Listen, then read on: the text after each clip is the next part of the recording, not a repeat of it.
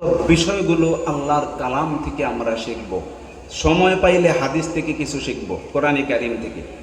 আগে আমরা কোরআনে কারিম থেকে প্রতিবেশীকে ওয়াল জারি যিল কুরবা, প্রতিবেশী বলা হয়েছে।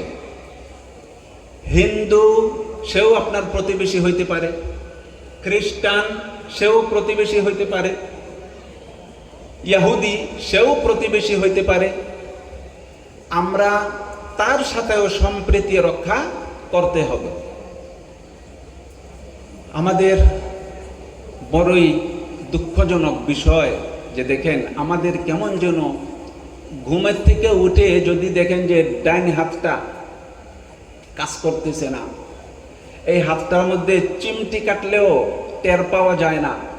কেউ আয়সা যদি হাতটার মধ্যে বাড়ি মারলো, বাড়ি বুঝেন তো, একটা আঘাত করলো, কোনো ব্যথা লাগলো না, খুব ভালো না? ভালো বিষয়টা ভালো। ডাইন হাতটা আপনার কাজ করতেছে না, এটা আছে না নাই বুঝেন না, কাজ করতেছে না। চিমটি কাটলেও বোঝা যায় না, গরম ধরলেও গরম অনুভূত হয় না, বরফে হাত দিলেও ঠান্ডা অনুভূত হয় না। এই বিষয়টা কি ভালো? তাইলে হাত যে কাজ করতেছে না, অনুভূতি শূন্য, এটা কি সুস্থতা না রোগ? আমাদেরকে পিটাইছে বেশ আগে আফগানিস্তানে, আমাদেরকে পিটাইছে চেচনিয়ায়। আমাদের কোনো বোধ শক্তি নাই, কোনো অনুভূতি নাই, কোনো কান্না নাই, চিৎকার নাই, আমাদের কোনো ব্যথা নাই। আমাদেরকে বর্তমানে পিটাচ্ছে, গুলি করতেছে ফিলিস্তিনে, আমাদের যে কোনো অনুভূতি নাই, এটা কি সুস্থতা না রোগ?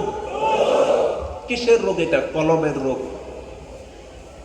দেখেন আমার আগে যে আল্লাহর ওলি বয়ান করলেন, এখানে বয়ান করলেন যে আমার আগে তাসাউফ সম্পর্কে কত গুরুত্বপূর্ণ আলোচনা করছেন, কত গুরুত্বপূর্ণ তাসাউফ সম্পর্কে শুনছেন না আপনারা? দেখেন নবীজি সাল্লাল্লাহু আলাইহি ওয়া আলা আলিহি ওয়াসাল্লামার কাছে যখন ওহী নিয়ে আসছে হযরত জিবরিল আমিন আলাইহিস সালাম, এই পরিবেশটা একটা রূহানি পরিবেশ জনাব। আল্লাহর কসম করে বলছি, এই আল্লাহর কোরআন হাতে নিয়ে বলছি, এই জমিনে পাড়া দিলেই মনটা অন্যরকম হয়ে যায়। আমি যতদূর জেনেছি মুরব্বীদের কাছ থেকে, এই মাহফিলটা শুরু করা হয়েছে আমার নবীজির রূহানি হুকুমে। বলেন না সুবহানাল্লাহ ওয়া বিহামদিহি সুবহানাল্লাহিল আযীম। আল্লাহু আকবার।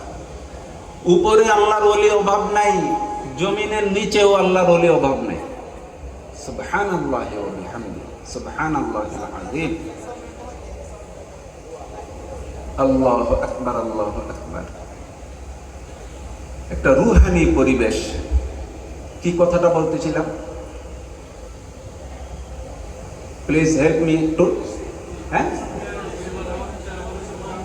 অনুভূতি নাই, আমাদের কোনো অনুভূতি নাই, চতুর্দিকে মার খাচ্ছি। দেখেন কোরআনে কারীম যখন নিয়ে আসছে হযরত জিবরিল আমিন আলাইহিস সালাম,